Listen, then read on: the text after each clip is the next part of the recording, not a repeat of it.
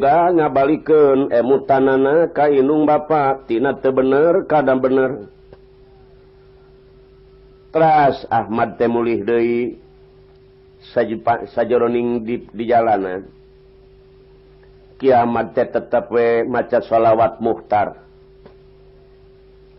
Allahumma sholli ala nuril anwar wa siril asrar wa atir yaqil aghyar wa miftahi babil yashar sayyidina Muhammadinil Mukhtar wa alihil atar wa ashabihil ahyar adadani amilahi wa ifdoli.